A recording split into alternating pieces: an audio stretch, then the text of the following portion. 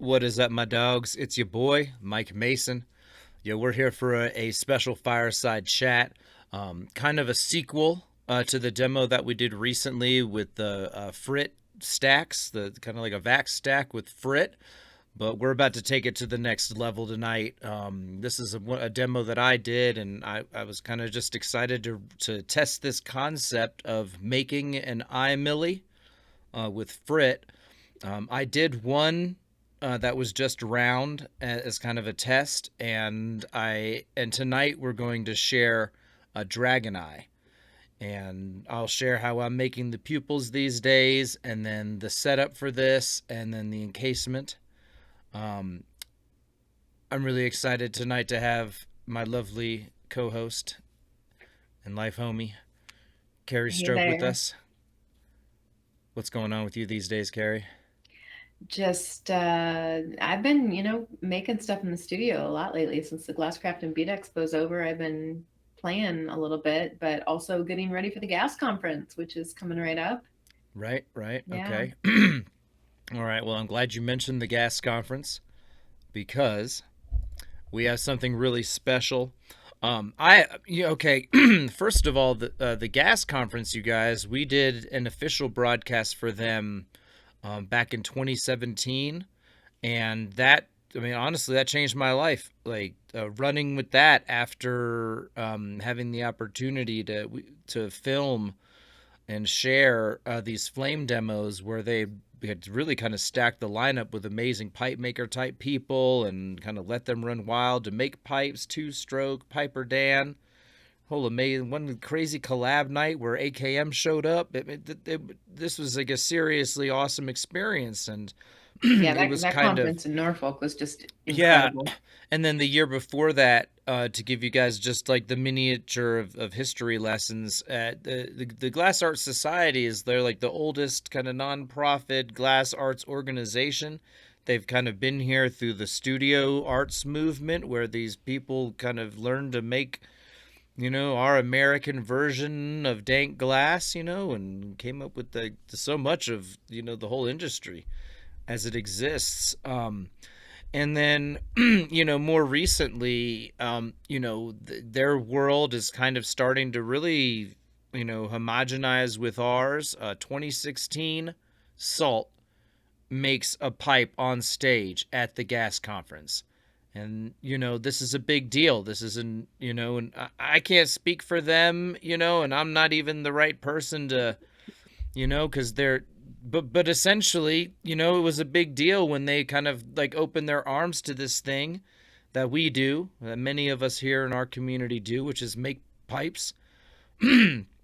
uh and then in 2017 they really kind of ran with that and kind of stacked the lineup with pipe makers, and I had the opportunity to film a bunch of these demos and kind of do the official flame broadcast. And after that, I mean, and in between some amazing events that had us out, like Melt and Glass Vegas, and I kind of like learned to do what I do now in some form. I was always doing media stuff. I was a graphic designer and all that before I got to the torch, but a lot of this was very new to me, and so much of it is because Gas. They kind of believed in our community and wanted to be more inclusive. I think, like I said, I can't speak for them and why they made this crazy decision to let me go wild with it. But sincerely though, it's been I really appreciate them. We've had a beautiful thing in the conferences since. They've kind of let me show up, and as long as everybody was comfortable with it, we've filmed virtually all the flame demos I've attended, and we've gotten to see amazing things from some of my teachers like Mattis Skokie, Cha and Murano. I mean, so many, like Robert Mickelson doing that hand demo. So many amazing critical things. And, this is what the gas conference has brought. And this year, I think we talked about this last time we were together, but I'm going to be the board assistant for Eric Goldschmidt, just one of my dogs, man, who does the thing at Corning Museum and has been so good to us over the years, and somebody I'm lucky to consider a friend.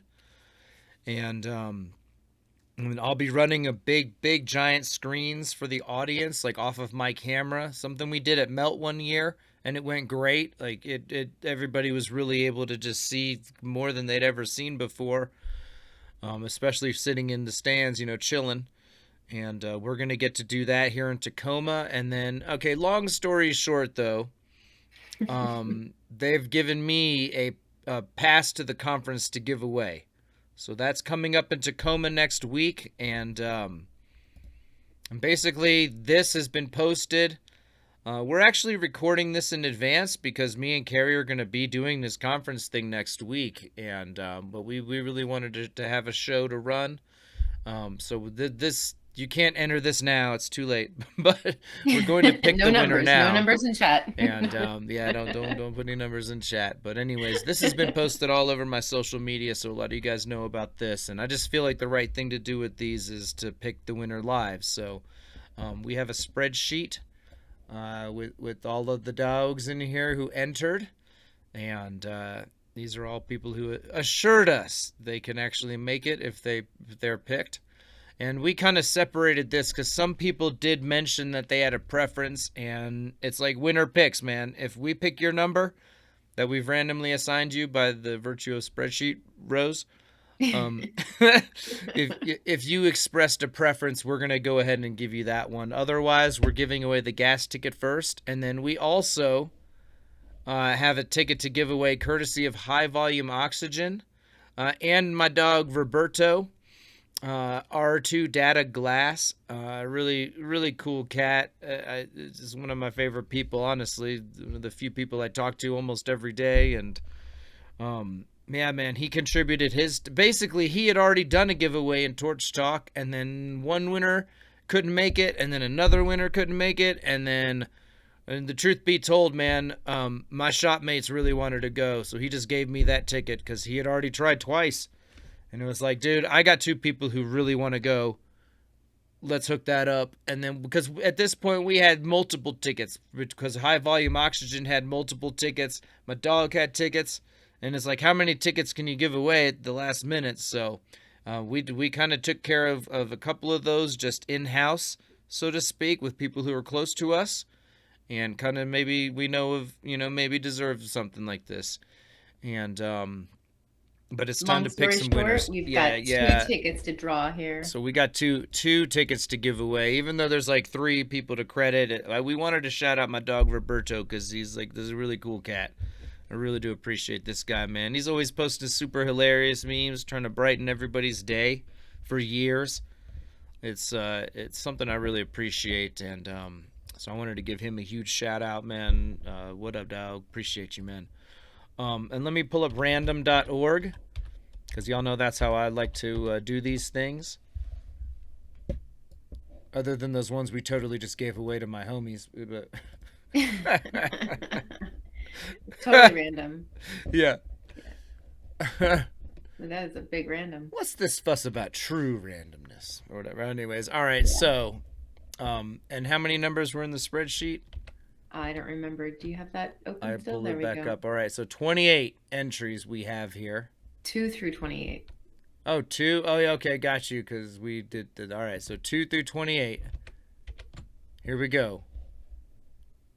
2 through 28. All right, here we go.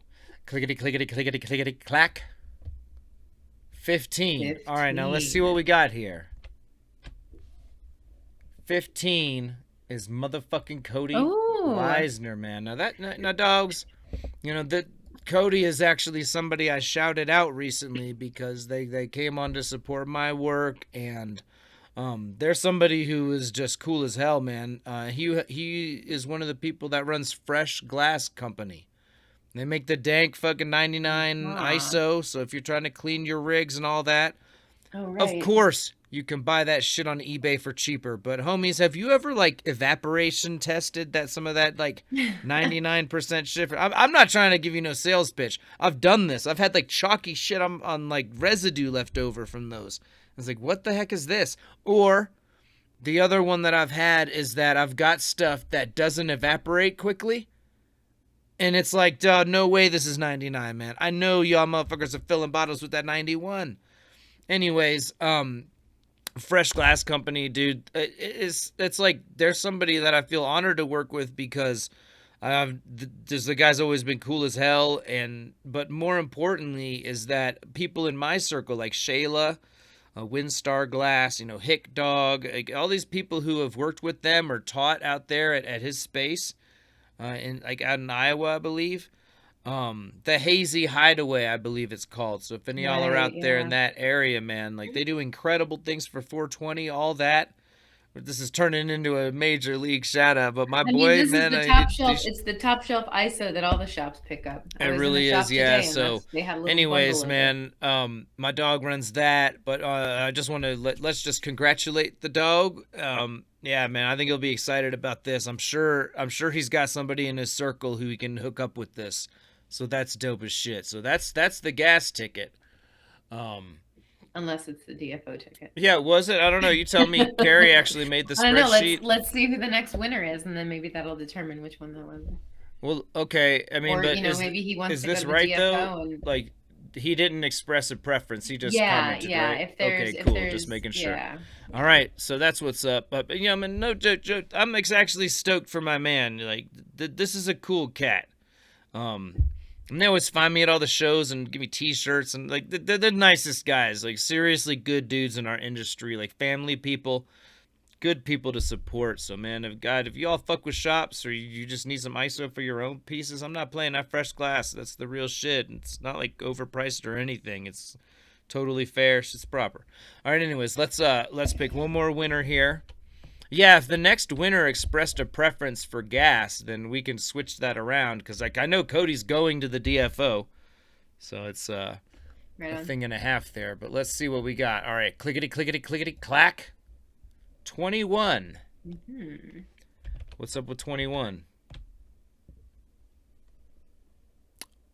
Ronnie Ronnie Thibault. Thibault.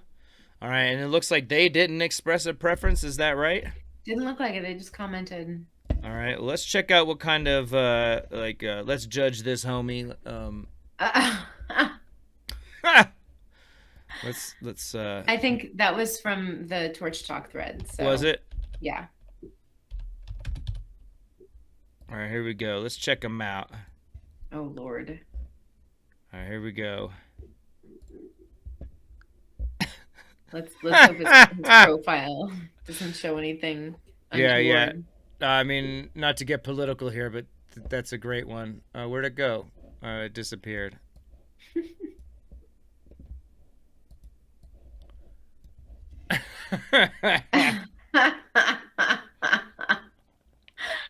Oh, that's hilarious. Yeah, I know, man. Anytime anything like this comes up, we get comments on either side. Torch Talk supports no politician except for Vermin Supreme, who once joined us on the show. Believe it or fucking not. Yeah, that's pretty tight. I know, right? It's hard to Yeah. even believe that happened, man, but we totally did have a presidential candidate on the show. Even if he's like not one who's ever seriously gonna win. But I mean, we had a fascinating talk, and we kind of got into why he does what he does, and that's a unique moment in Torch Talk history. But whatever. Yo, congratulations to these two dogs. We're gonna get in touch with them after the show, and I'm sure Cody knows somebody who can enjoy that thing. And then Ronnie, man, he looks like the type of dog who is gonna like be stoked to be able to attend the DFO. So like I said, huge thank you to the Glass Art Society for making that possible. We've just had a kind of a thing where we, kind of happy to work together.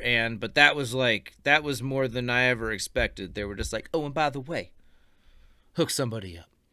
And so I'm really excited about that. All right, let's I think that's all we have to do here. Let's actually get this party started tonight. Clickety clack. My dogs, we're just going to take a minute here out of our lives to appreciate these companies that help me in my mission from Glass God to share the dankest things possible in our industry and, kind of be the bloodhound for y'all and sniff out the coolest things. And share it in high quality, and all of these companies and events, one way or another, pitch in and help make this possible.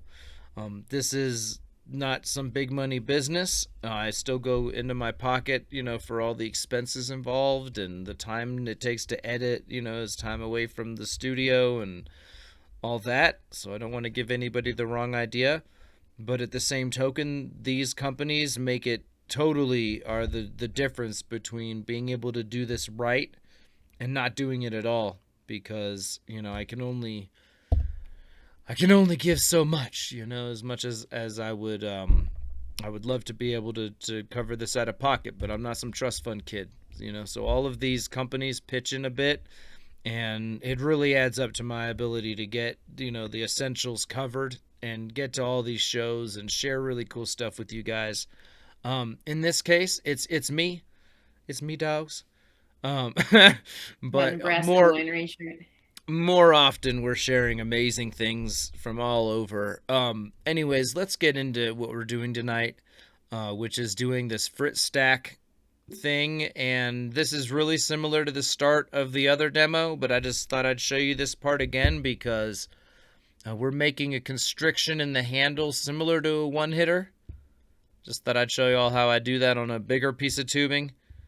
Just it doesn't really matter if it's wonky or weird. It's okay, but I really things to notice here are that I'll jump into the middle of the flame, but as I leave, I kind of walk it out the back. And this prevents there being like a hot spot on the part that was most recently rotated. Little details like this can make the difference between even a silly little constriction like this that nobody's going to see in the end, being relatively even. And on a big ass tube, that's like 16 or 19 mil, I think. So it's like on a big tube like that, that's not easy. On a 12 mil chillum, not chillum, like on a 12 mil one hitter or whatever, it's no big deal. But on a bigger piece, those will come out of center really easily. So really the trick there is to just kind of walk it out the back for the most part. Make sure it stays nice and even. So as long as you're rotating evenly, it's all good until you come out. And then you can, inject that unevenness. So just something to think about. And then, yeah, we're just going to flare this thing open. And then I left out the seal because, you can seal this thing to whatever size tubing you want and all that jazz. And I'm pretty sure that, like, I used a scrap piece of tube, because I didn't want to, like, order tube for this. So I was using some scrap stuff, and it was a pretty gangster process where, like, I had to seal a handle onto some fucked up, like, tiny little point handle type end, and then all that jazz. So spare you all that. But this right here is, like, the most fundamental part of the setup. You got to have that constriction in your handle. Prevents all your frit from falling through. Like I said, this is kind of a part 2. So if you haven't seen the frit fade vac stack demo, that's almost prerequisite here, because it just, kind of shows the most fundamental aspects of how this is set up. And now we're going to make a dragon eye pupil. Man, there's a really old demo where I do kind of a reptile eye, but I do them pretty differently now. I think I've kind of made it smaller and kind of built out, and that's fine. But these days I'm kind of just trying to get it all done at once and make these really long, even, really properly shaped dragon eye pupils. And we're just going to see how I go about that in 2022. This is, very similar to the octopus eye I demoed recently. It starts very similarly where I want to gather a long cylinder. I'm always trying to work about the length of my marver because I don't want to have to, like, once you get past that, it's like it gets so much harder, so much more difficult to manage. And it's possible, but you're really fighting against yourself there. It's like I don't even want to hit the whole thing worth at one point, right? Like maybe half tops. in terms of like heating a length of it and then using the rest of it to guide it. Any more than that, and it's like you've just got too much. Like you gotta don't be a hero or whatever, as Emilio Santini might say. Um, and anyway, so here I'm just spiraling that color up as I go and making sure there's no air bubbles or cords in it or anything. Um, and like I'm essentially just gathering it and then rolling it in the Elmarver and keeping it as, relatively round as I can. It's going to get mashed and it doesn't have to be the most perfectly round thing, but see, I'm trying to work, and just keep building out. And you can see once that end starts to get cold, it becomes kind of the guide for the rest. You don't want it to get too cold though. We're always trying to make sure that stays hot.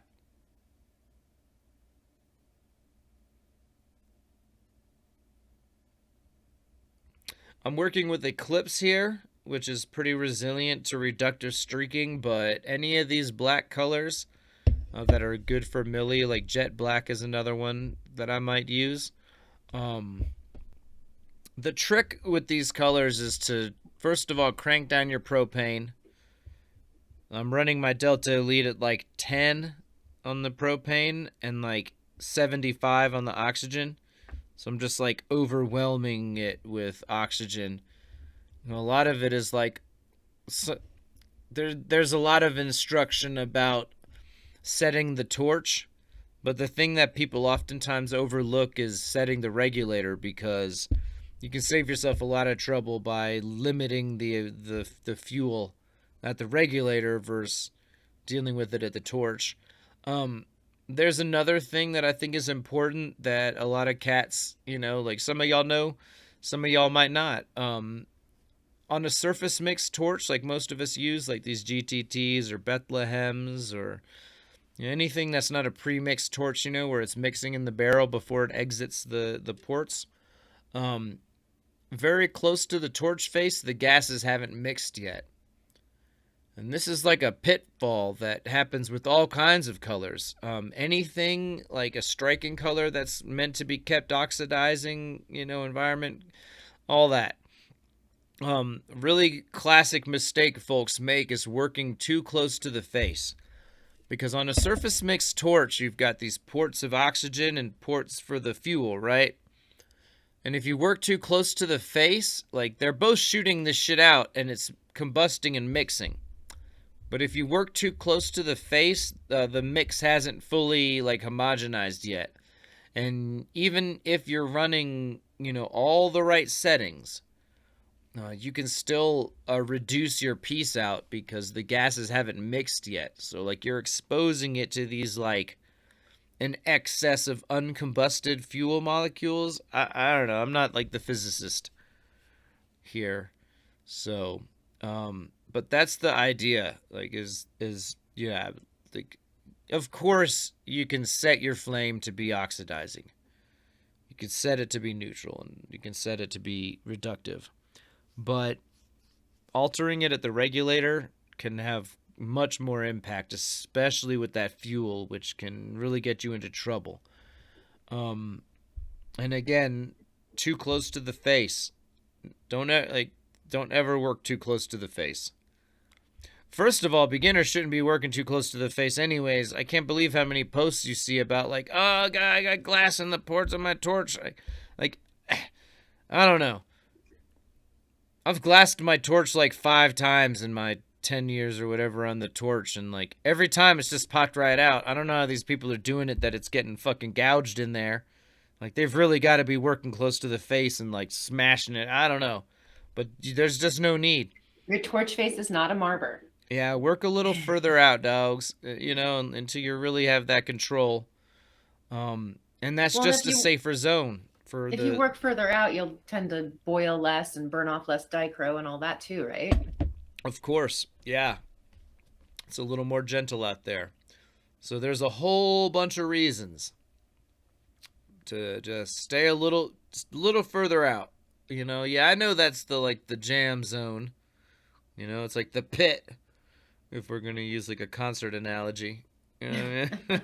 I know it's hot in there and it's close to the stage, but sometimes you're gonna enjoy the show a little bit more further back. You know, there's gonna be less injuries. It's good. It's good. I sound like the biggest fucking 41-year-old nerd right now. Like, guys, you gotta not get in that mosh pit. Don't forget your earplugs. Anyways, all right. So you guys have seen I'm just gathering this thing up and rounding it, and then when we get to the end, I just take that extra time to kind of flatten the face because I'm gonna give it a nice smashy smash here soon. And when I smash it, I want the end to be pretty even.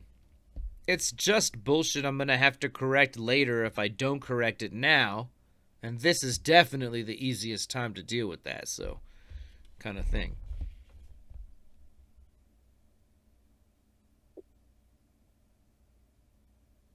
And then here's one of these moments where, like, yeah, I'm going back and kind of reestablishing that heat. Like, I'm creeping back towards that handle because it's the coldest part. You can see it's still, like, not even glowing. So you don't want to rush back there. No need to go breaking this nice thing you just made. So yeah, now we're walking that heat back to the end. And we're also trying to establish this, like, a core heat evenly across the whole thing because we're going to mash it, and I want it to be, like, as evenly hot as possible ahead of this mashing.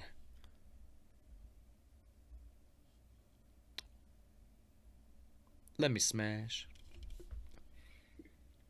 Speaking of smash that like button. Yeah, thank you, Carrie.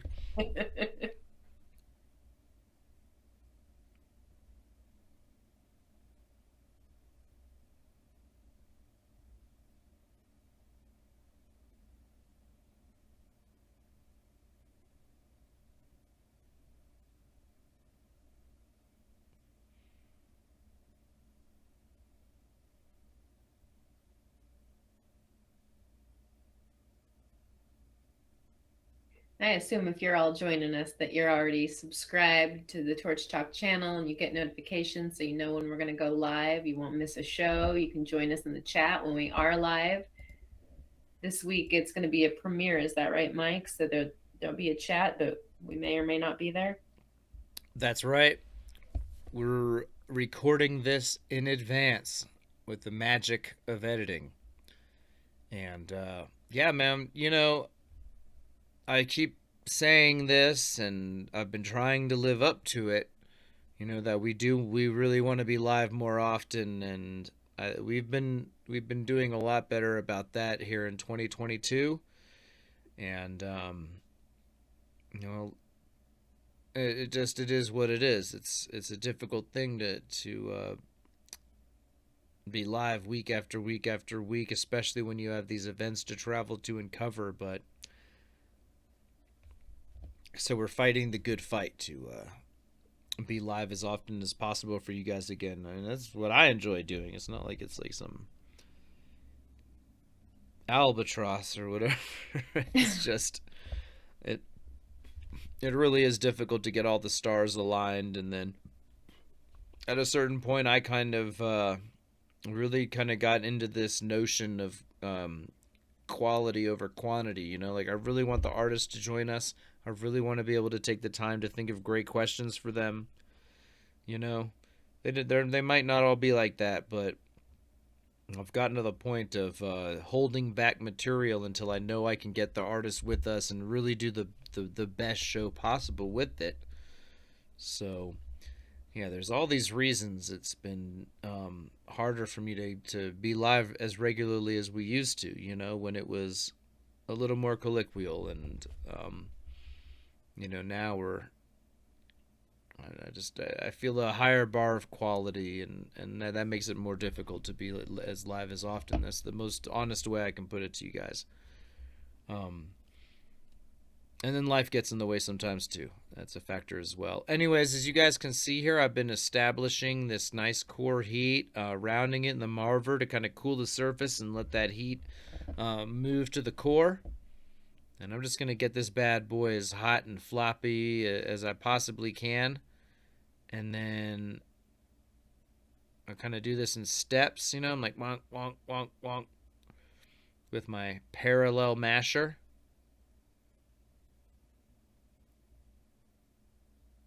And this got a little wonky, but that doesn't matter now. Like, trust me, it's okay. It's more about mashing it evenly. Anything that comes a little off will be corrected very easily. It's more about distributing the material in the right, like on the right, like, axis, so to speak. So we're trying to switch this all to that one flat plane, right? It doesn't matter if it's like shifted zones in the plane. We'll fix that. So it's just, yeah, don't worry if it's not a perfect candy bar the moment you mash it, because it's like I said, it's a material distribution thing. Get it into the and it's also, and this is kind of the same theory I have for hollow shaping. I mean, if you guys have been with us a long time, you think of some of these like the Air Trap Sherlock episode where we're talking about like making this really specifically shaped neck. And that one is like made to match the bent Dublin Sherlocks that I do, you know, so there's this really specific style and taper. And it's the same thing that I talked about then, as I recall, where there's like, it's a rough shaping and then it's a fine shaping. You know, so you want to go through and get that rough shaping, and then you want to go in and do that last move, you know, where it's not as aggressive, and give it that final crisp. You know, there's all these instances in which you're going to want to rough it out and then proceed. And this is one of those. So we're kind of roughing it out. All right, now, so we have this rough candy bar shape now. I'm always trying to keep heating it. And then with a shape like this, you always kind of want to heat with the shape. Like, you never want to take a shape like this and just treat it like a rod and just twist it, you know, and spiral it in the flame. That's going to cook your shape out. So what you'll notice is that I'm pretty much always kind of coming at it on the sides. The tips, that's so small relative to the, like, it's like a, you know, very thin rectangle almost, right? So those ends, they're going to get heat just by the splash off of hitting the face. And then from here, it's like an additive sculpture process for me these days. I'm pretty much just going to stripe along these edges and kind of build it out from this core shape into this more, like a really thin oval shape for the dragon eye. So, you know,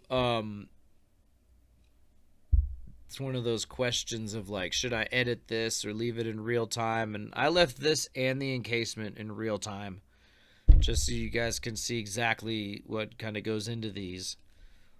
And this was a smaller one because something else we need to talk about here is that we're targeting a very specific size. You know, there's all kinds of ways to go about this. In my case, what I do, like I said, I was mentioning earlier, I used to do graphic design for a living kind of thing. So I know my way around Photoshop. So what I'll do is I'll go in there and I'll open up a document and just give myself a big canvas, and I'll set my scale to millimeters. And then I'll grab the circle selection tool and I'll draw out a circle that matches the inner diameter of the tube I'm trying to mess with. In this case, it was a 60 mil by 3.5. So it was like 53 inside. So I drew that circle out to 53 millimeters. And then from there, I was kind of able to just take an oval shape and estimate what how big I wanted the pupil to be and how big the outer layers are going to be. So the whole thing is designed in Photoshop, like before I ever touched the torch. And in doing so, I now know that what I'm trying to target here is about 30 millimeters on like the long way or whatever. So those are calipers that I'm using, and they're allowing me to measure this. And I'm gonna achieve this a couple of ways.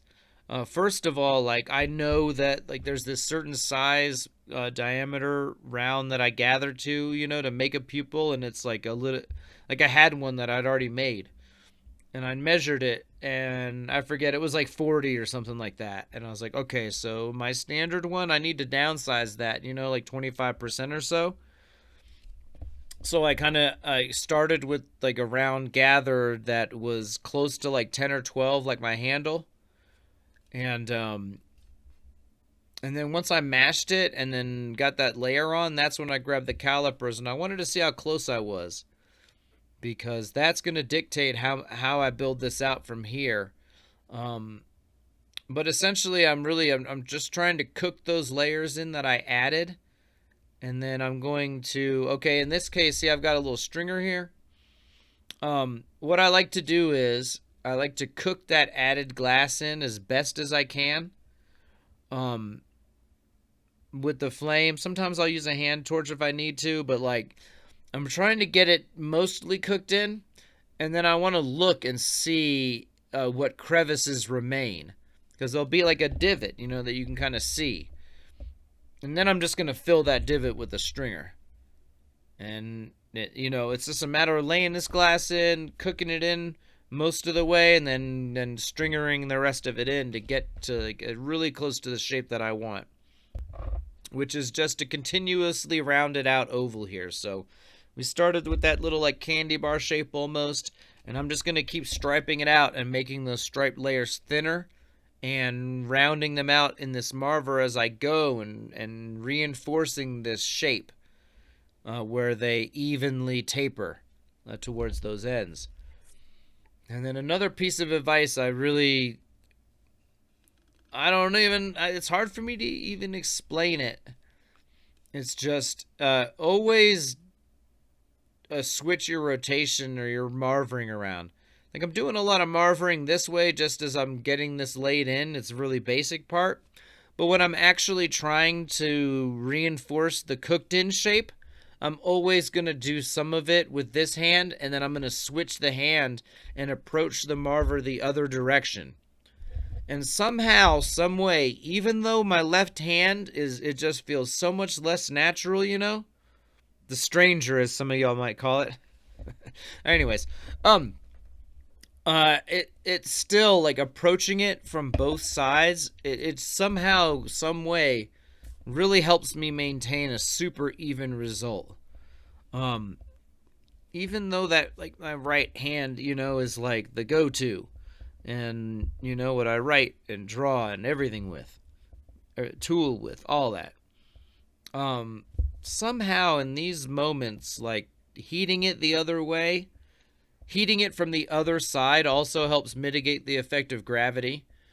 But to me, really, it's more about doing the same move from both sides, but it's like just whatever it is, somehow switching that up and repeating the process with both hands really helps me achieve these very even shapes, that are, it almost look, like I'm not like, there's no shame in my game, dudes. Like, I'm so interested in actually designing these in Photoshop or CAD and then having them water jet cut to the exact size. You know what I mean? Like what, be mad if you want. Like, I'm tired of doing all this fucking work, to be honest.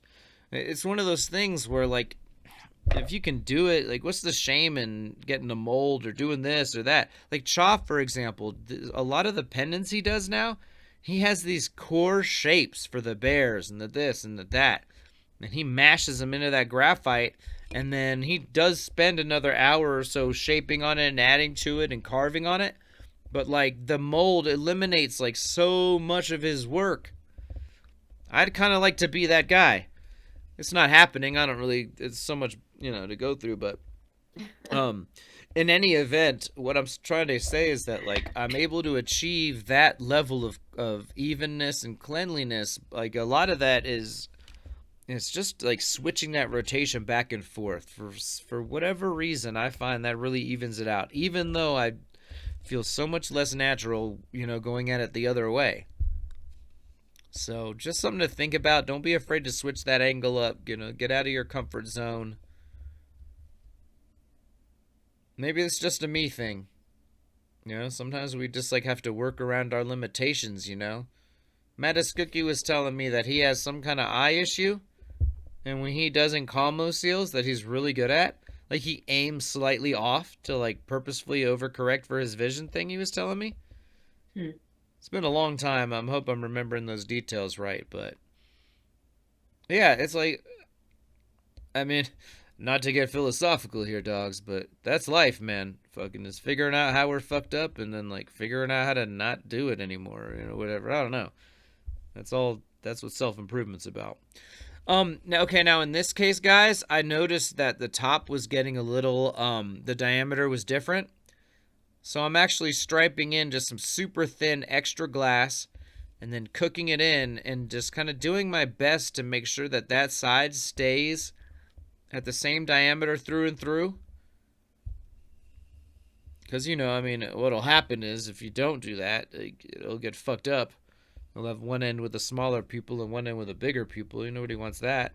Like, the idea, in theory, is it's okay if it's just for you. I'm trying to sell this shit, so it's like I want everybody who buys it to, if I post that lensed picture and all that, like I want that to represent what everybody's gonna get, kind of thing. So for all these reasons, you want to. So that's what I'm doing at this moment is like I'm just assessing that top was shorter. Maybe that's just the way it mashed out, just the way it's worked out. But don't be afraid to take the stringer and kind of correct that as you go. And then we're going to end up with this shape that is, essentially identical diameter all the way. A little bit later even, I'll show y'all how to correct a part that went over as well. But yeah, we're really trying to target this like 30 millimeter pupil. And I'm trying to really stay in that zone. It's not as big a deal when I'm making them myself, like with hand striping, but when it's going into a tube, it's like all the math is done in advance. So it's like all I can do is make the pupil match it.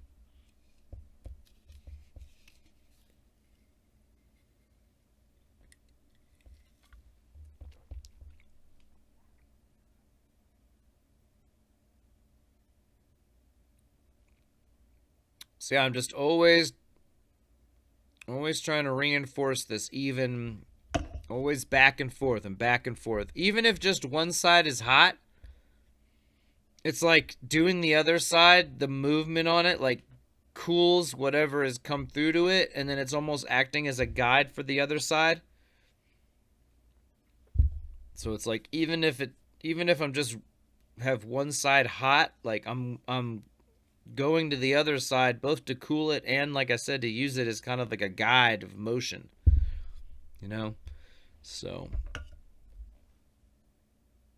and yeah, we're going to the other side now and just kind of filling in that gap. Like sometimes your stripe might, just even the best of us, sometimes like my stripe might lean a little towards one side, so there'll be like a crevice more on one side. Like one side might just cook in really nicely and I'm able to get it with just the marver. And then the other side might need stringer. Sometimes both sides might need stringer. But ultimately, like I said, rough building, and then adding in the glass as an additive type of sculpture process, and then shaping it.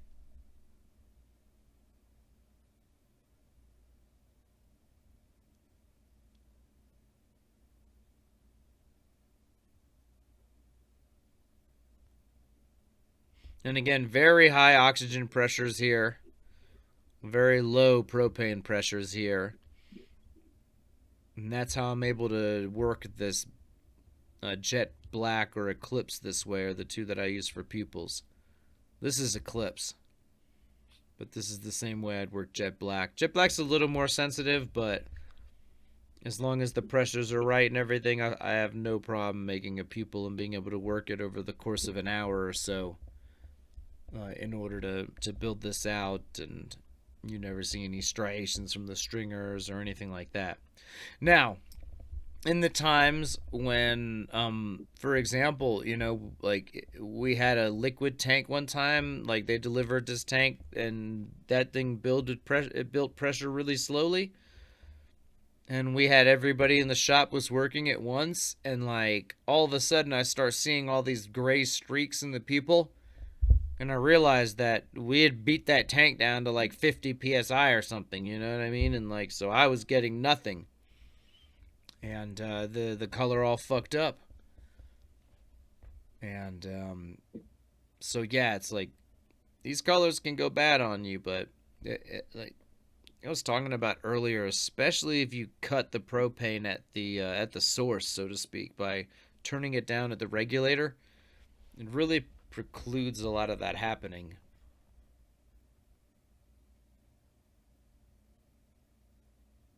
But yeah, very whatever your torch is, turn the propane down a bit, crank that oxygen up real high.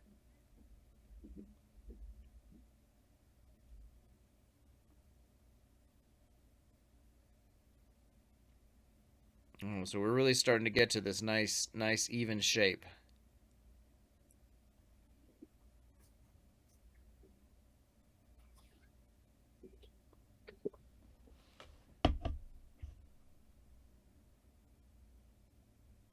I always like to work pretty clean, so pretty much anytime I pick up a stringer or the rod I set down, I like to tip off the end. You just never know what happens once if you've pulled it out. Well, I'm usually moving too quick to like sit there and give a rod like a super clean exit, in a process like this. So it's like almost easier when I'm switching up, because it's in between processes as opposed to like doing a stripe and then I'm trying to like, move on to the next thing. Sometimes that bad boy's just got to hit the bench, you know what I mean? Or the floor.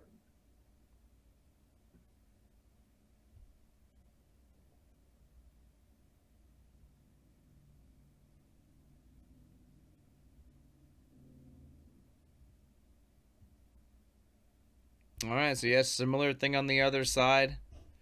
Maybe I could have cut some of this stuff out, but I feel like those of you out there who are really interested in doing this, like, should really see how it goes.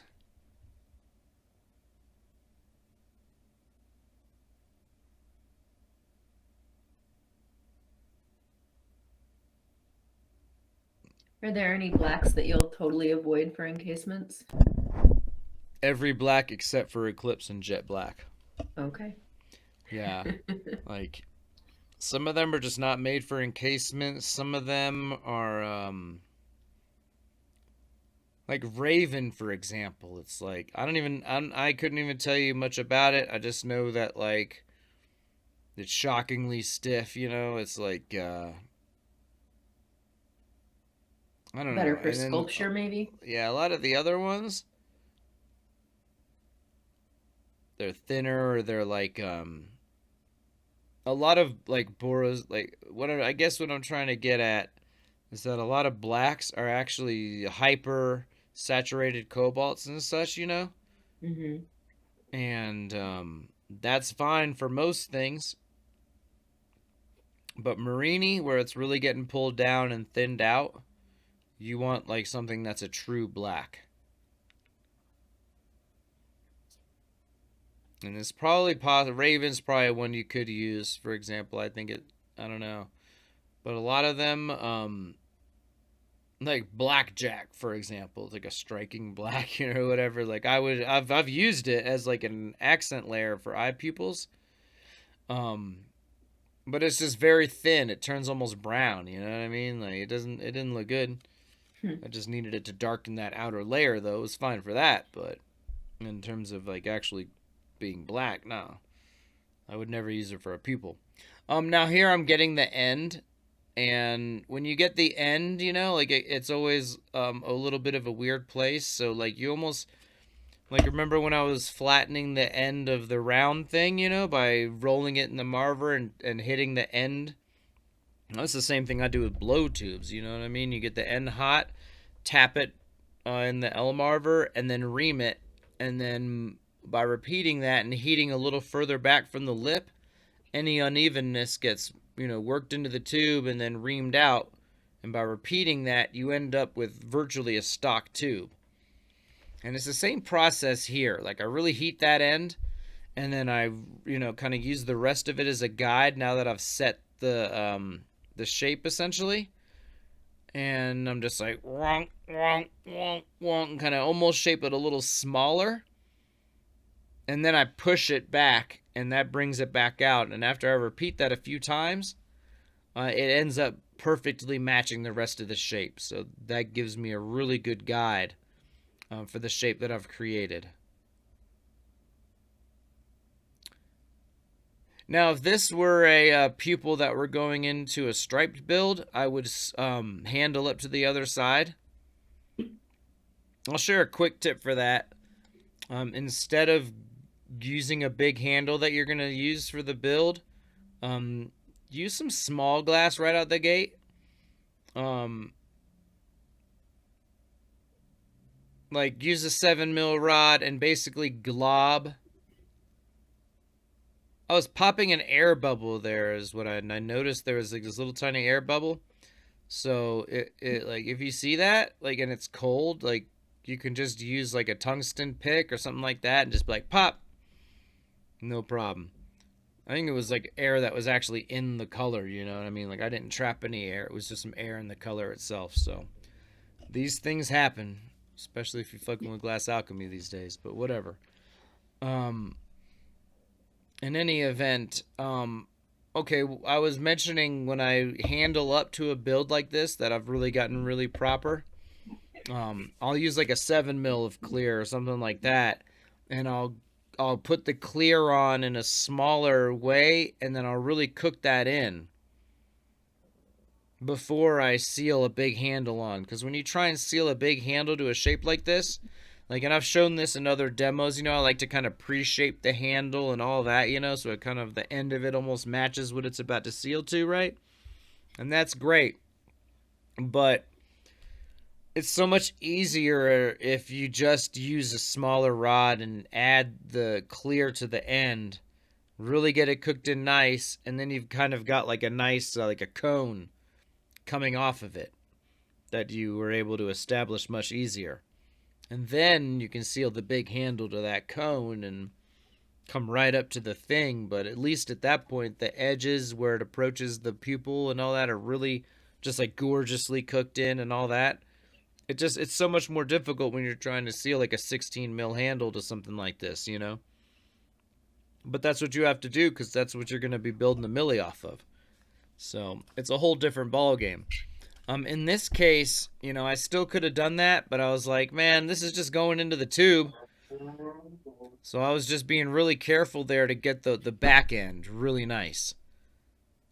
And the back end is always like a lot more tricky because it's right there on the handle, So no, you gotta use like your inner flame there for the most part, because you don't want the clear handle getting mucked up and coming off, letting it get all droopy or weird shit like that. And so yeah, just use a small flame when you're cooking that back section in. It's you can do the same thing. You just want to stop using the big flame as you get right towards the back, and just really spot heat those ends, and almost like I was mentioning on the front side, where like it's a little wonky there just by virtue of it being the place where everything started, like all the striping. So you kind of gotta hit it with the heat and then round it down. Same thing on that other end, but you just gotta spot heat it and do it in steps. So you're going in on that corner, that like the wing coming off right by the handle, just spot heating that with the links, and then rounding it out. And you just got to be much more careful on that end, I guess, is what I'm trying to get at. Now, like I was saying, though, that's in this case.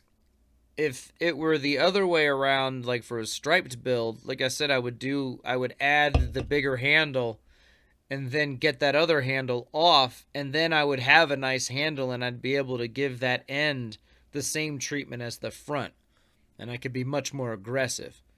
So in this case, if you're not going to switch the axis, then yeah, just be very careful on the back. But don't treat the back like, like the back needs to look as good as the front, if you want the whole thing to be good cane. Some of these stringer stackers especially, man, like some of them are not as careful about making their stringers even and laying them in even. So it's like they show you that nice picture of it on the front that looks, they look pixelated, but they can look good. But then the back end can be totally fucked up because, they weren't careful about laying. The same thing can happen in a striped build or a build like this with frit. I mean, it's really a hybrid because it's not all frit, but all right. And here I'm using. See, I'm noticing that it's virtually now like right at about 30, except for a small section. Right. So you can look at it. The back is a little bit bigger.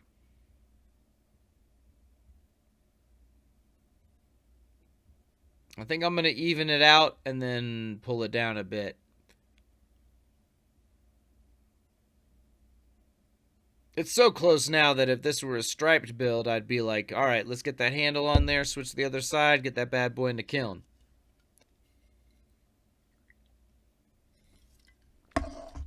Yeah, same process I was doing earlier where I'm using a stringer to just stripe like that top part and make the diameter match. And that step is really easy, actually. A lot of these steps are a bitch, but that step, I don't know, I find it really, when you've only got that much stringer, it just cooks in so quick, and then you use the rest to guide it, and it just marvers into the proper shape very fast. So yeah, as long as you've got part of it where you want it, the rest can go very quick. And I'm going to add something else. There's a very quick way to do this by just making like a sphere and pulling it out. And you're going to get to like 90% of this. But the bigger you do that, the harder it is to get that even. And for a smaller build, or like if it's like for personal use and you don't care as much, pupils on, in reality, animal pupils, man, they're honestly not all that sharp. Like,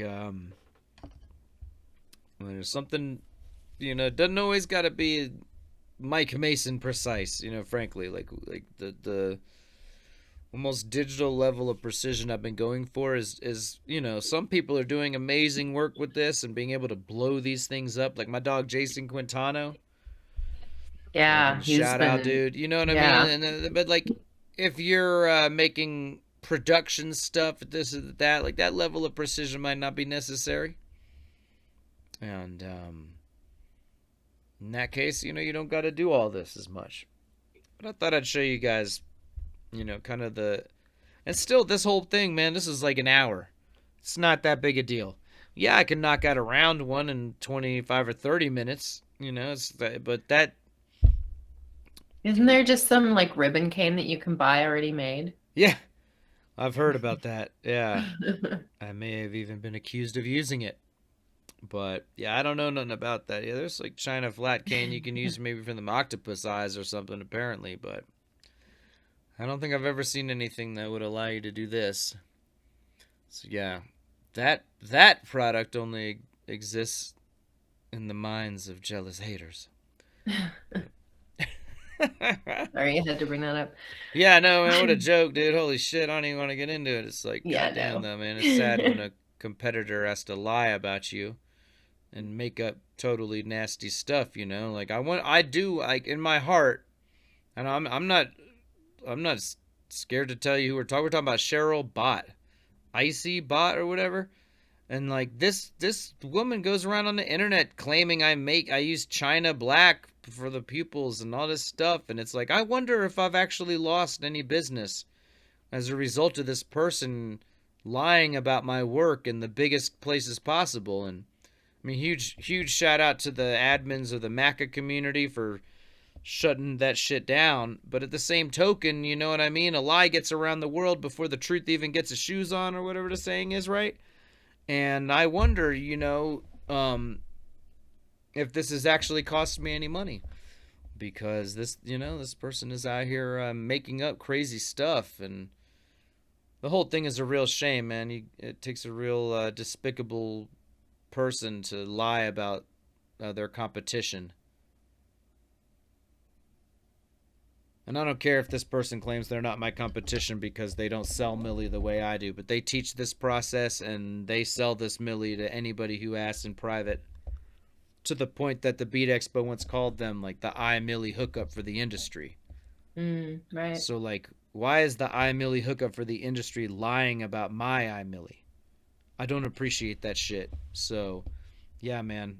I didn't expect it for that to come up tonight, I'm and it's sorry. not something I want to dwell on. But like, if it came up, yeah, man, that lady's insane. Like, straight up lying about your boy, despicable. So yeah, No, you definitely put some work into this, making it yeah, ultra it is what precise. it is, man. And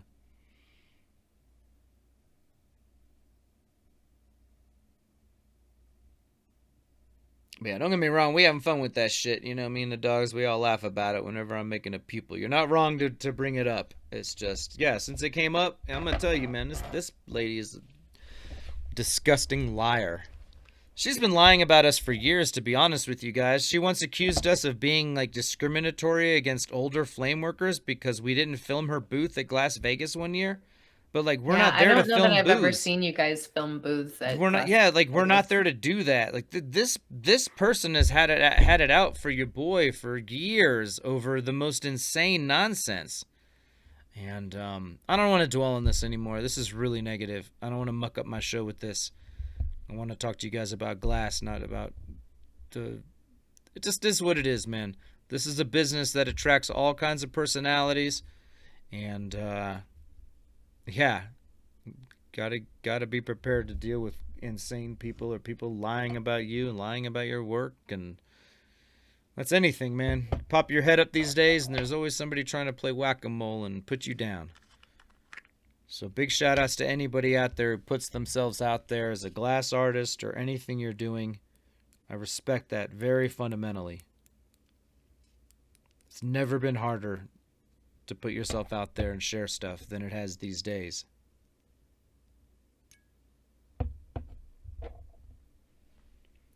All right, anyways, let's get back to the jam here. Here's one of these moments where I'm talking about that end where like I'm just using that tiny lynx flame.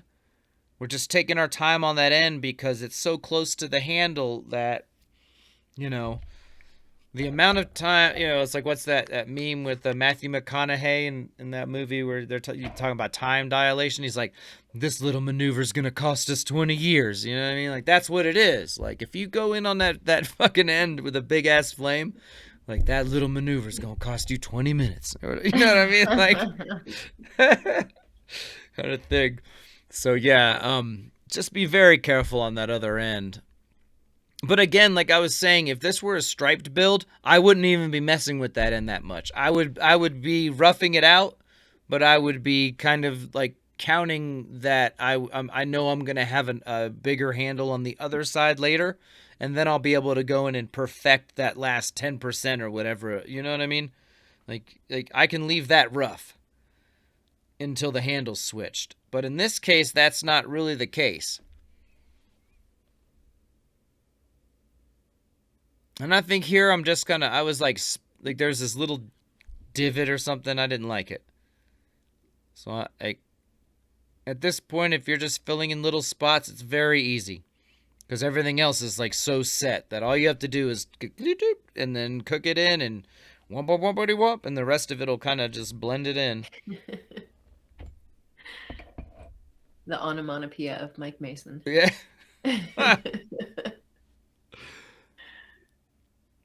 Yeah, it's a bit of a bitch, and it feels like it takes 5 hours. But I checked the footage later, and it was like 1 hour. I was like, oh, all right. Kind of thing. So just fight the good fight. If this is what you're trying to do, my dogs, and you want to make like a very, very crisp, this thing is getting to the point of like I said, it's looking like it was like cut by a water jet or something, and frankly, like I said, I'm this close to finding a company to make that possible for me. So There's yeah. this called Innovation Campus here in Lincoln, where apparently they've got all sorts of tools that you can use for a monthly fee, Right? That's gonna and be me. they teach you how to use them all too. So like if you're a member, you get the classes included. Yeah. Sweet. Right? Water jet cutters, plasma cutters. They've got long arm like quilting machines too, because of Yeah. where we're at. Sounds like I need to get you to make these peoples for me. Right? I just don't know if you can water jet cut a section this deep, you know what I mean? But like I'd really like to hand a company like just blocks of black, and them to Yeah, it would slice be that shit nice. up for me, I but know when I was having pattern bars cut, the deeper it goes, the more like it kind of wedges out a little bit so the shape gets off. okay. Yeah, see I can't have that. Yeah. It So is what it is. All you'd right, probably so have to. guys, Okay. no, go ahead. I'm sorry, Carrie, what? Oh, I was gonna say you'd probably have to get several and like stack them, like a bunch of Right. thin layers and then stack them. Anyway. I'm with it. Um and so guys, what I'm going to do here now, I've got it. Like I'm really happy with the shape. Like it's just what I want. But it's a little wide, like especially right in the middle there and towards the back. So what I'm going to do is here, as you guys saw it, I got a punny. It was one that already had a little bit of black on the end, which is perfect because it concealed the pupil without mucking the end up. And then I'm doing that heating like I was talking about earlier, how like I'm only on the sides. I'm never like just going round in the flame.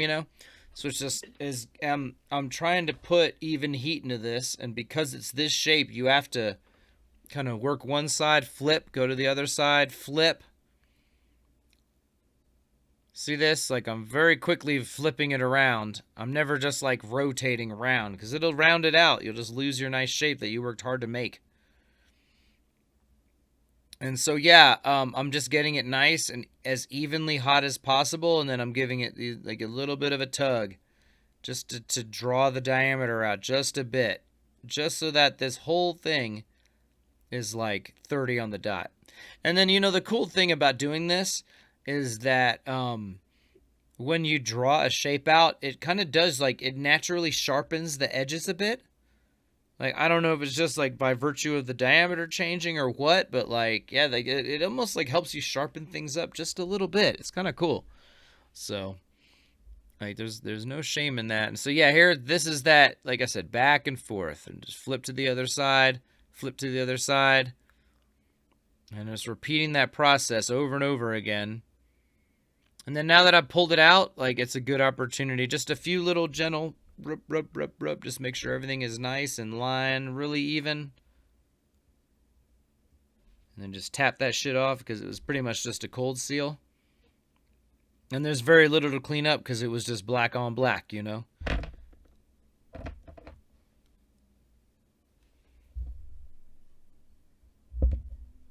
I am against black on black crime. I am for black on black punnies. Okay.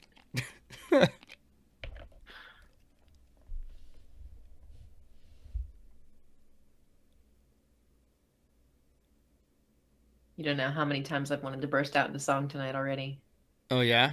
Was there like a want song my about baby back? I don't even know if those are the words, but that's what comes.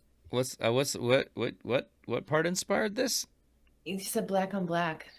Okay. I know, right? It's like an evocative phrase, but then the more I Right? think about it, it's like, man, all they use it for is freaking negative stuff, so I felt bad. But whatever. It's like you can't just say it and then not address it. Right. So yeah, man. Giving it this like one final quick little stripety stripe, super fine, and we're just giving it this final touch. And the nice sharp edge.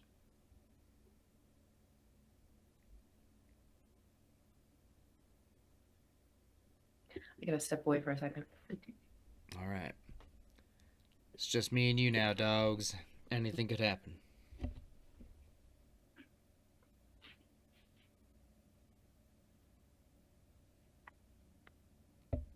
Man, the show feels like we've been here for 5 hours too. This is crazy.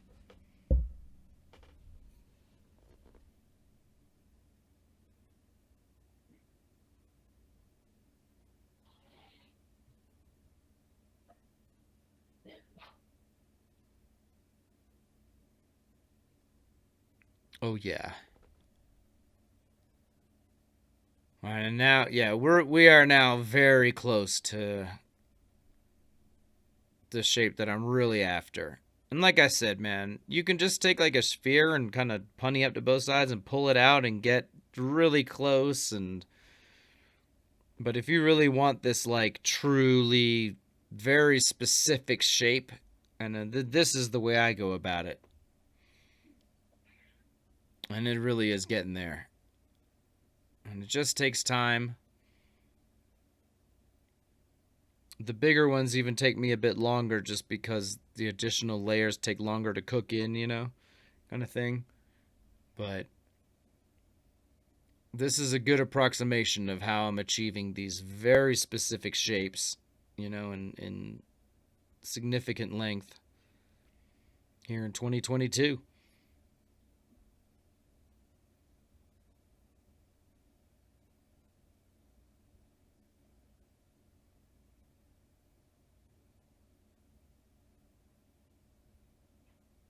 And yeah, it's that cold part is always kind of helping to guide the hot part. And in doing so, you end up with this super consistent shape. So yeah.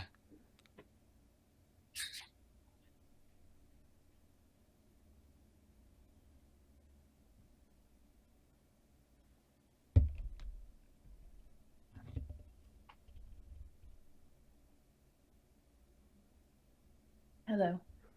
Oh, Carrie is back with us. Nobody tell her about that stuff I said. Hey, did you sing without me?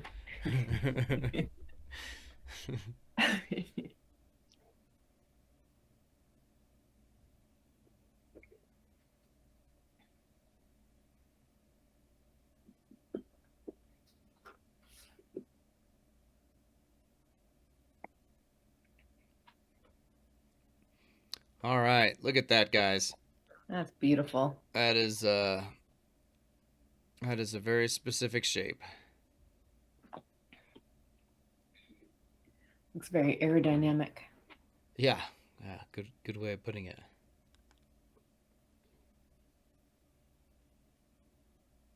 And here we're just reworking that end just to get that thing just, like just by virtue of it kind of rounds out just the tiniest bit, by virtue of getting heated so often as you're working on the rest. So, but I like to see exactly what I've been doing all this time, and just kind of get a good feel for it. So look at that. Whee! That's what I've been after. Have you ever done any letters or anything, Mike? Yeah, I've done letters. I once did the whole Japanese text box on the Mr. Sparkle thing from The Simpsons.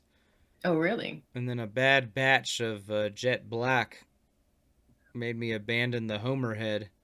Oh. And I was like, all right, we're done here. So one day I'll make a Homer head too, just to go with that text box, because I put in like a month of work making all the little Japanese characters and all that and combining them into the You still text have box. them? Yeah. Oh, yeah, of course. Have you ever posted them anywhere? Nah, it's like an in progress thing. Oh, now I'm all curious. Right?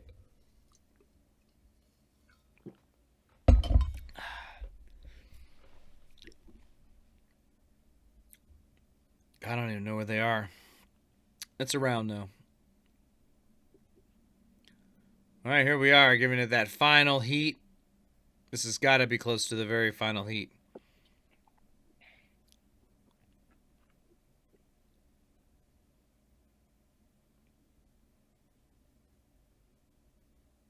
Look at that shit. Like I said, man, does it not look like it was like cut with like a water jet machine or something? It's like identical length, identical shape the whole way through. There's probably other paths, but like this is how I do it. All right, and here we go. So we got that constricted handle sealed up to a tube. I do think it's best to try and center this bad boy right out the gate. And then here's the structure that I basically put together, guys. One of these is a Walmart travel 3-ounce bottle in the middle. And the other is like a hairspray product bottle. Like I basically figured out that I needed like a 45 millimeter outer. And so I went around Walmart with my calipers testing all the bottles in the hair in like the healthcare section. And yeah, essentially, I filled in the middle, and you're tapping it with the wooden dowel as you go. Like I said, this is kind of a sequel to the Fritstack episode where you could really see what I did the whole time, and it's virtually identical to that process.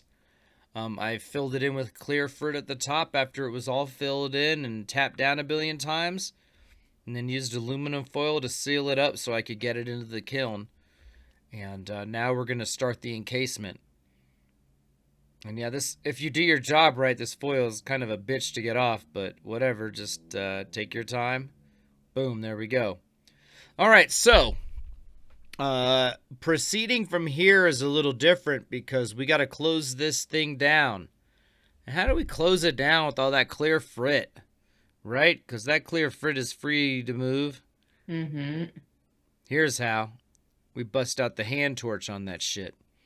Cook it And in. I'm basically going to take a minute and Creme just go brulee. all around this guy. Yep, creme brulee this thing. Good comparison. And really just get this end, this cap of clear frit to the point that it is at least loosely connected. We're not going to seal it off with this. We're just trying to get it completely situated in place so that I can then take a rod and coil it closed, which is what I'm going to do next. Mm-hmm.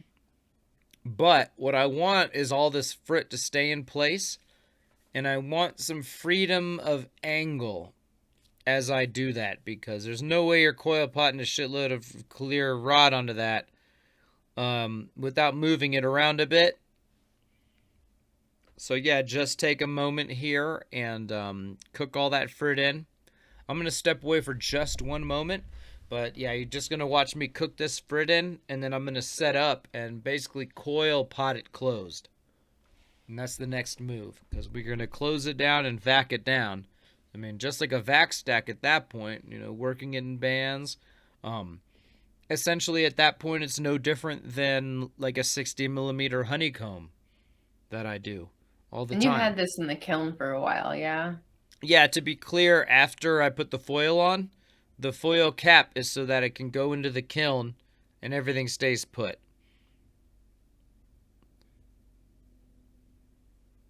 All right, look at that. No frits moving, dogs. How you like that? Look at that.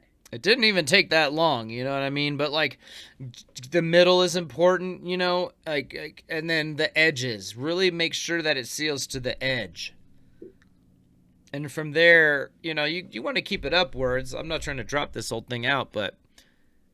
And here, look at that. I got that edge, the edge of the tube hot and kind of rounded it down. So now it's almost even cupped in a little bit. We're in a good spot now. Now I'm going to coil that glass on there. I just have to step away for 2 seconds. I'll be right back. I'm just going to take this moment to mention again, just in case you weren't here earlier to hear it. Thanks for joining us. Thanks for Mike for demoing this again and scheduling this ahead of time. We're not live tonight. Well, we're live tonight, but we're not live when you're watching this because we're both going to be in Tacoma for the gas conference. So Mike went and did this demo and filmed it and edited it, put all this together for you guys so we can schedule it as a premiere and you can enjoy it and chat with each other. Make sure to give this video a thumbs up if you feel like it, and subscribe and click notifications so you don't miss any of these live shows. We're coming back live a little bit more now in 2022 more consistently. So we enjoy it when you guys join us for the party and happy to make a party for you when we're not here.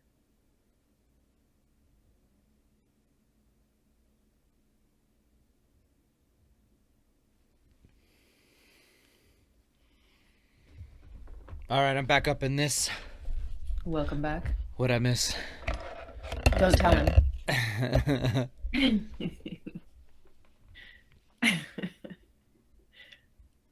All right, so yeah, I essentially, like a coil pot.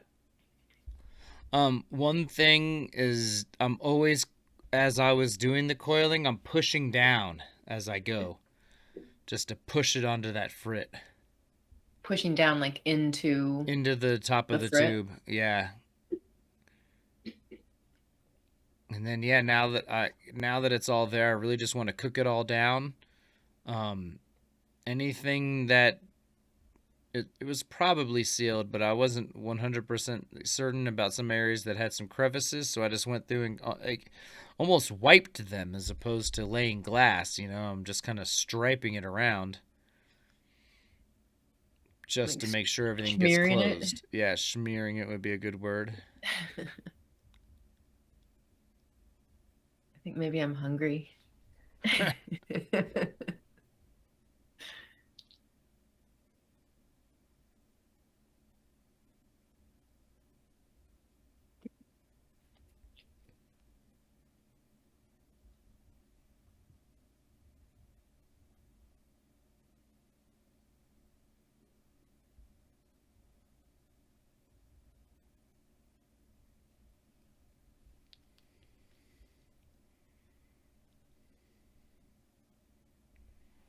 And yeah, getting this end really hot Hmm.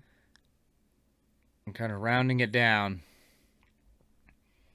This is kind of how I would treat like a honeycomb or anything else like this at this point. And just cooking all that clear frit down to give myself kind of this moil zone.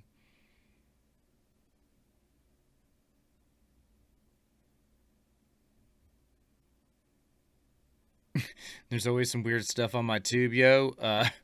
What happened was I wiped it with a Kevlar sleeve, and it accidentally touched the part that has like the rubber part around the thumb. So it's got this little whatever rubber. That stuff all cooks right off once it gets hot down there. But Are you that's what talking that about is. down towards the bottom Yeah, of the down towards the constriction? handle. Yeah, because Yeah, I was I was wiping watching kiln. that. Yeah, I it's was like looking at that. I was wiping kiln dust off, but like I said, I was using one that wasn't really meant for that, and that's the problem. The ones that I like kind of retire and then use as wiping, things, like I cut that band out because that's what Mm. happens. Again, it burns right off, so it's no big deal, but There's going to be secret messages in that zone soon. right. Mike's just working on the technique.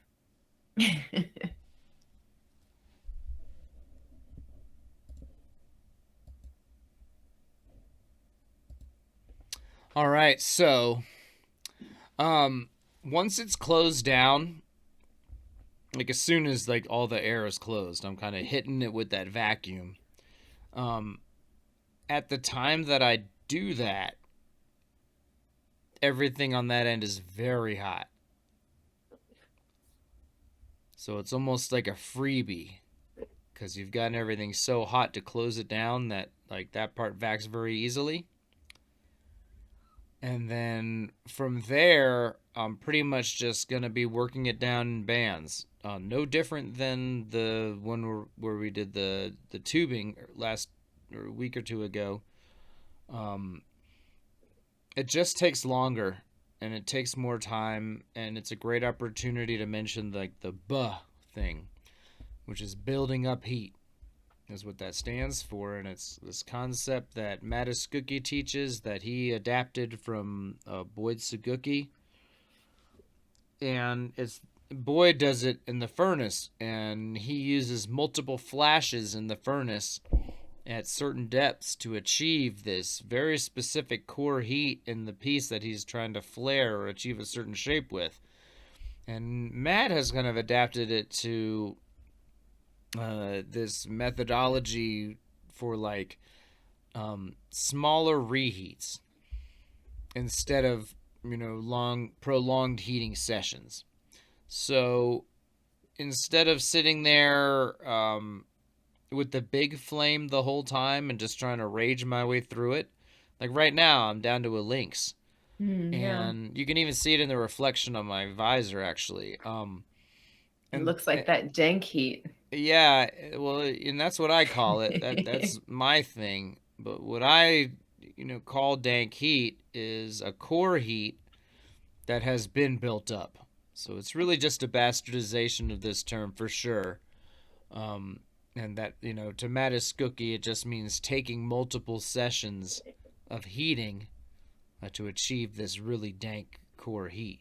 So I call it dank heat. Core heat, it means it's hot in the core, but that doesn't mean that the surface is a similar temperature or that the middle is too.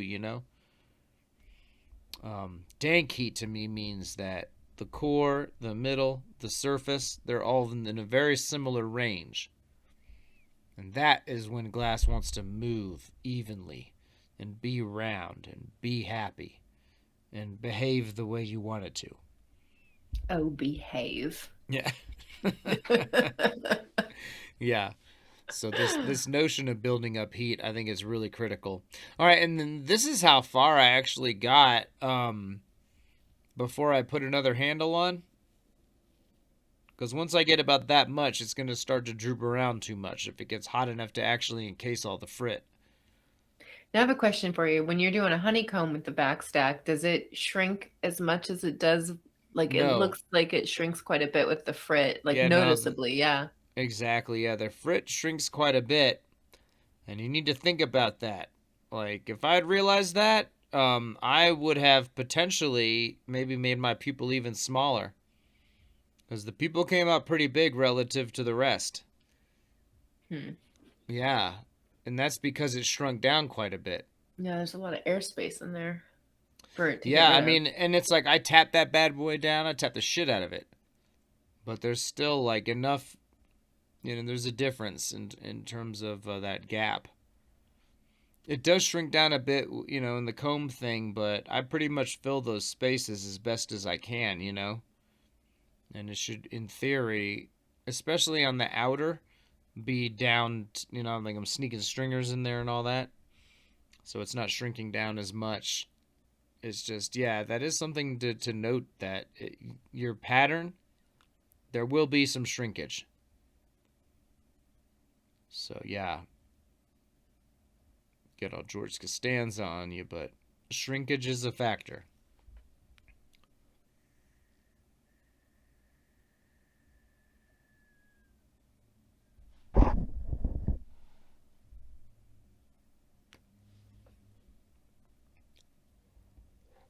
And like I was saying last time, man, I have a sleeving guru or muse, whatever you want to call it, and it's Juicy J, because he says bands and make a dance.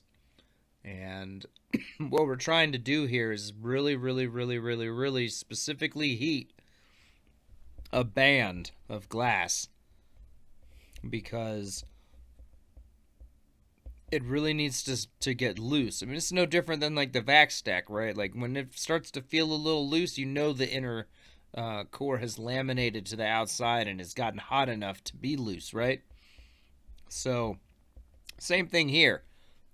I'm really trying to heat each of these bands to the point that like I can feel it getting loose on me.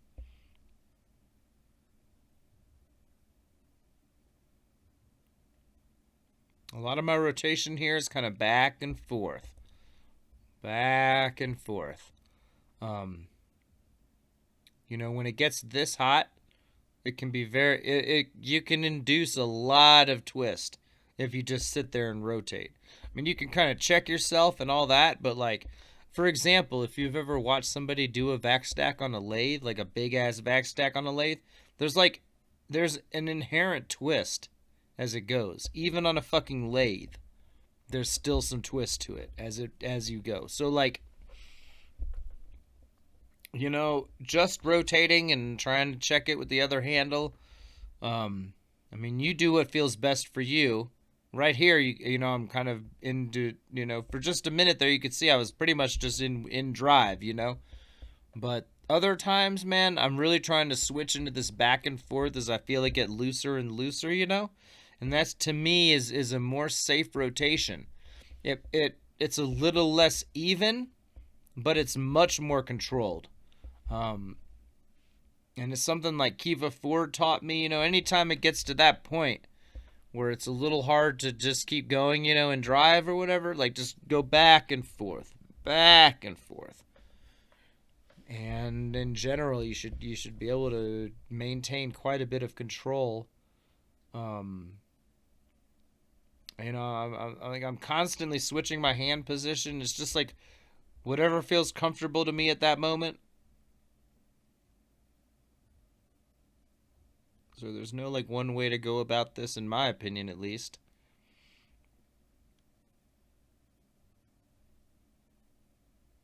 But yeah, this goes surprisingly fast. It's one of those things that feels like it takes a long time, and then you look at the clock after, and it's like, holy shit, it's only been 40 minutes.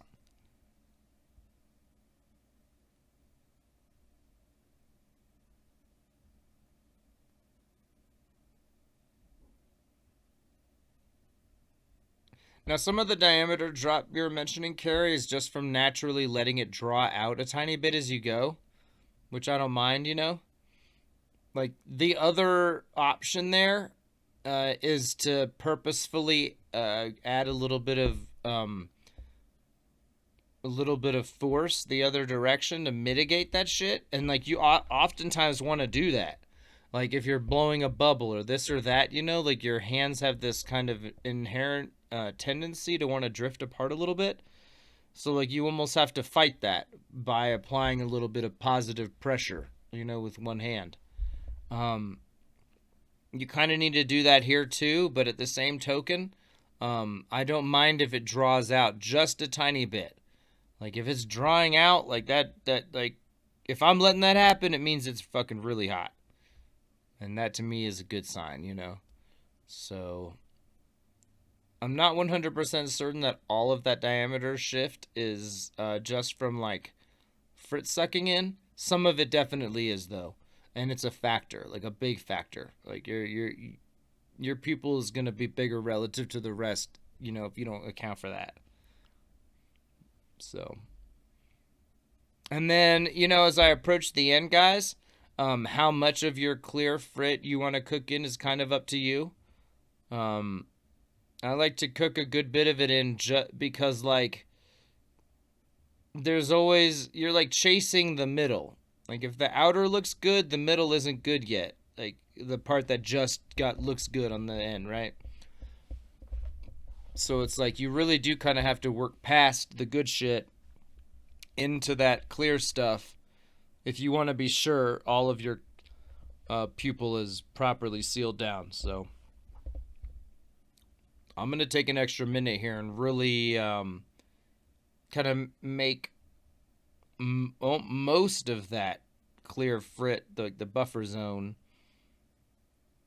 most of that I'm going to make into some form of solid.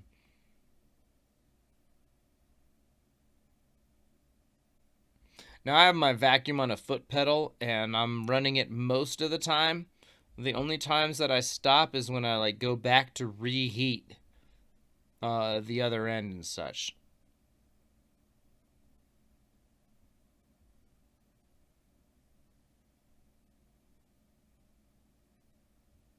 And I'm pretty much just working to a beat here. Got some music on, man. I'm jamming to it. This type of thing, man, anything to help keep your motions a little more regular, go for it. Sometimes you gotta be a dancing fool.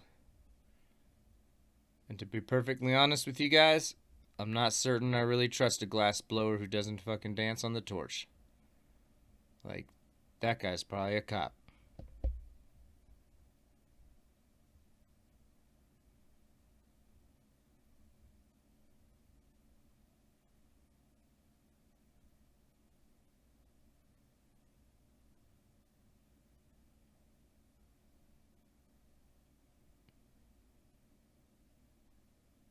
And yeah, like I said, by getting all of this clear so cooked in, I just simply know that all of the good shit is truly vac down.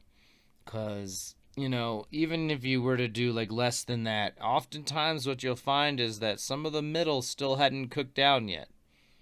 So, you know, don't be afraid to take an extra few minutes to really, really cook that sacrificial area down,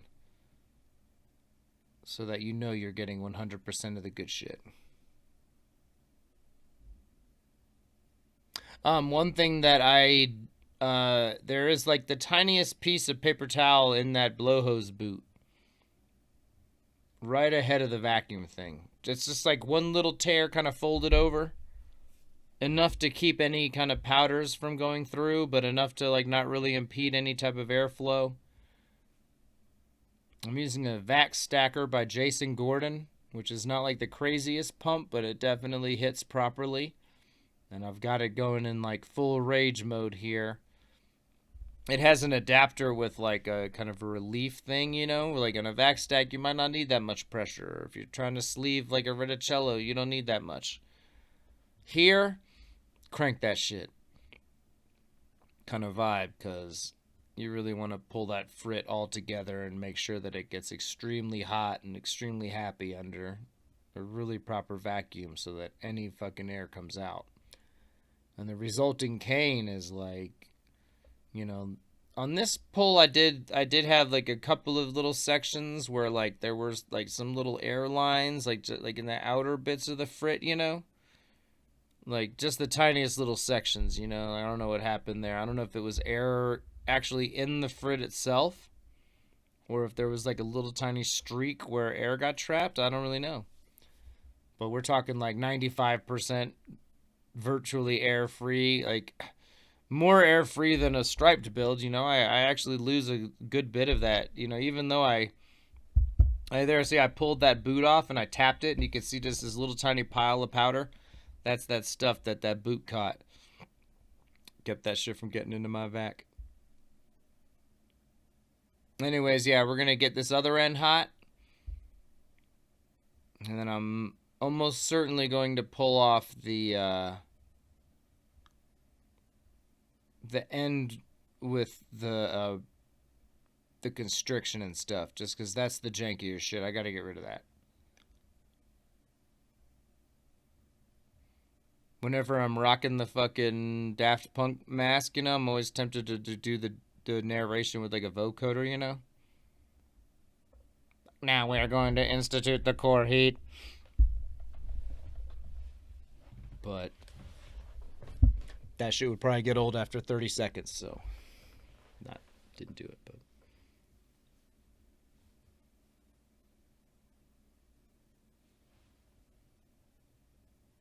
all right. So yeah, the vac is out now, and I think my next mission in life here is to actually pull a big chunk of it down.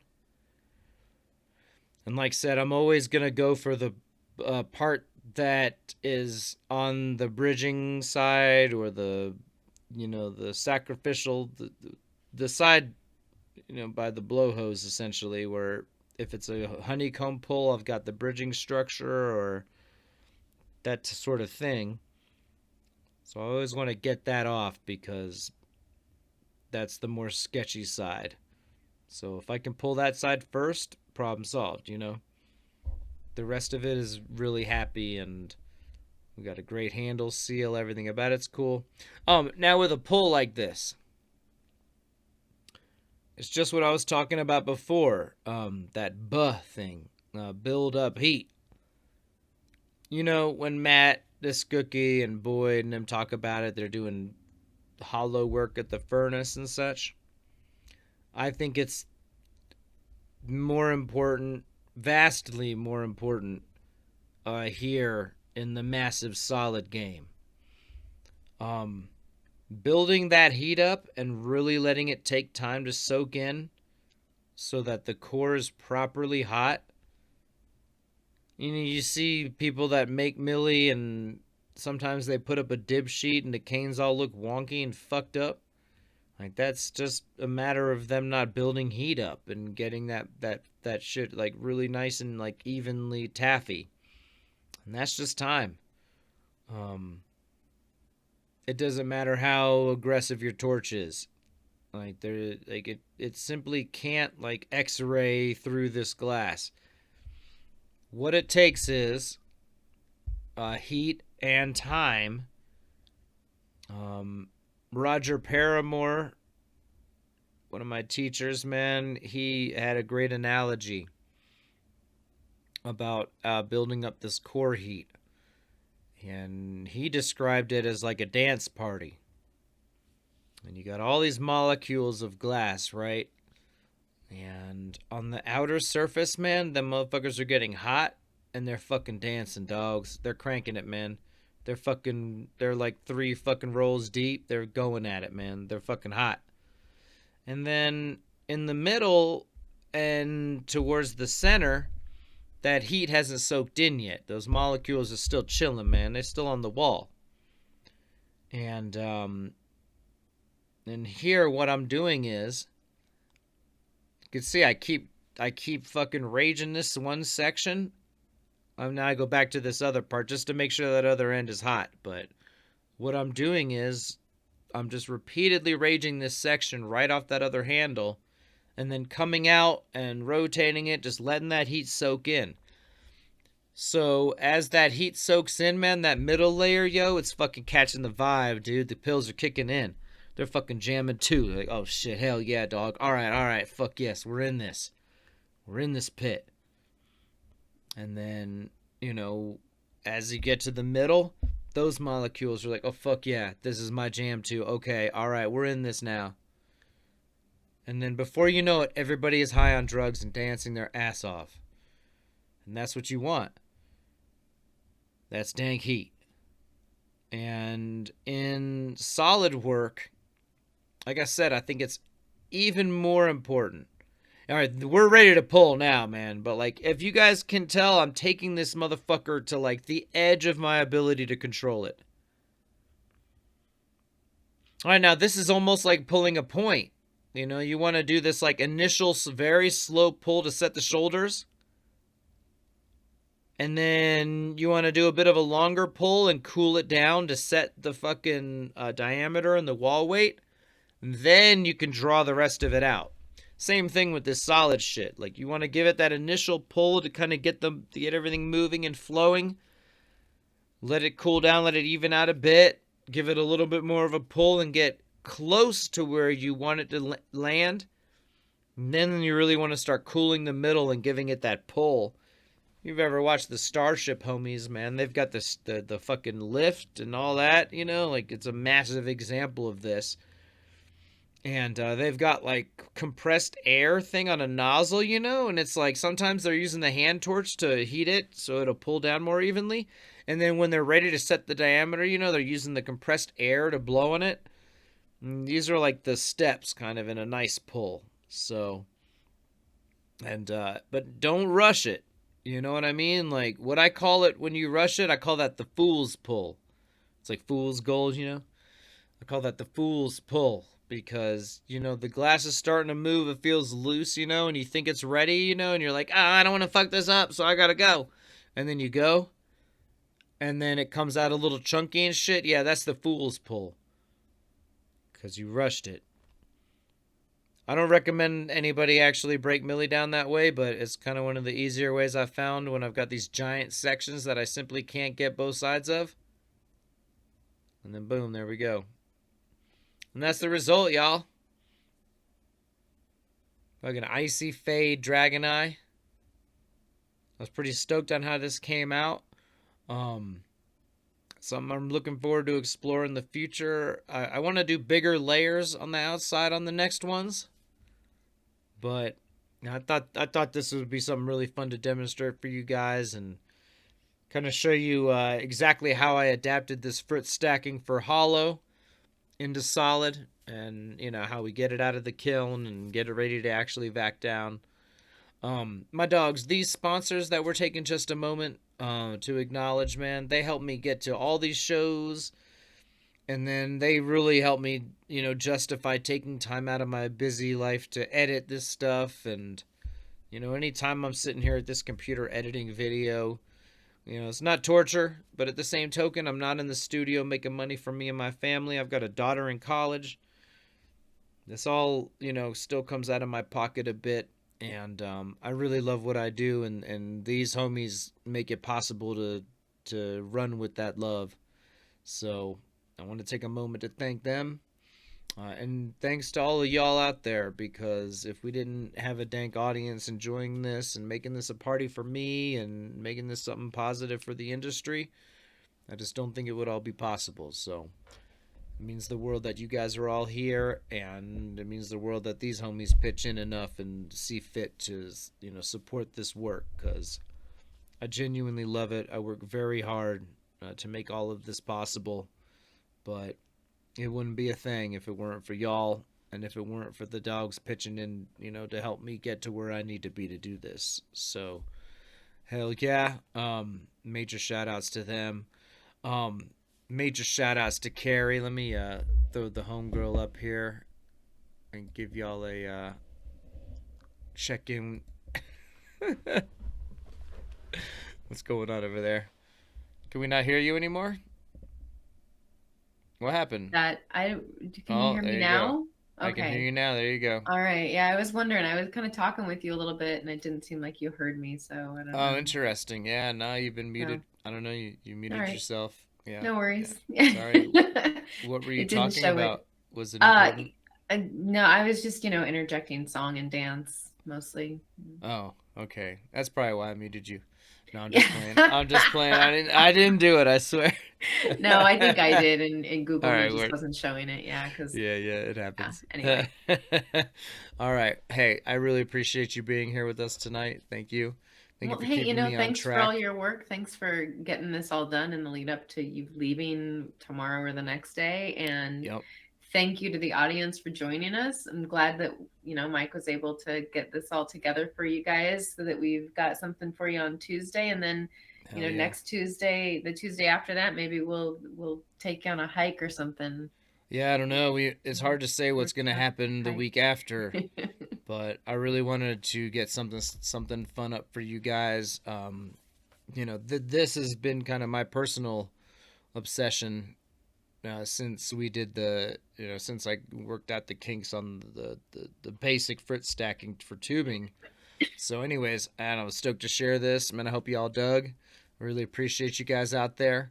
Um, like I was saying earlier, not to spoil the illusion of interaction or whatever, but me and Carrie are actually at this point. We might be in the chat. It depends what's going on that night. But this day next week, we're gonna be like arriving in Tacoma, and I'll be helping Eric with whatever he needs. Probably like going to get him groceries or whatever. I don't know, but I'm just kidding, man. It's whatever. I'm not. I'm honestly though, dogs. This gas thing I'm really excited about, man. We're gonna run my camera to big screens for the audience. I'm so excited to be able to give the people who attend this like a really awesome view, something they might not have had before. I can't remember any year where they had big ass screens really able to do this. Maybe that Corning year they did. I didn't attend that one, but in any event, I'm so stoked to be able to do that. Fucking shout out to Stoked actually, homies, man. Yeah. Much love to the dogs out there, man. Fucking everybody out there is really amazing. Anyways, yeah, so I'll be in Tacoma, Carrie's gonna be in Tacoma, Ronnie Tabo is gonna be at the DFO. Fuck yes, hell yeah. Um Hell yeah. All right, I'm gonna leave y'all there. Thanks so much for joining us. I hope y'all have a great night, great rest of your week. Much love. Peace. Send him off, Carrie. Oh, I thought I did already. You gotta give him one more goodbye. Thanks for joining us. This time I'm not muted. We'll see you in a couple weeks. Hell yeah. Peace, homies.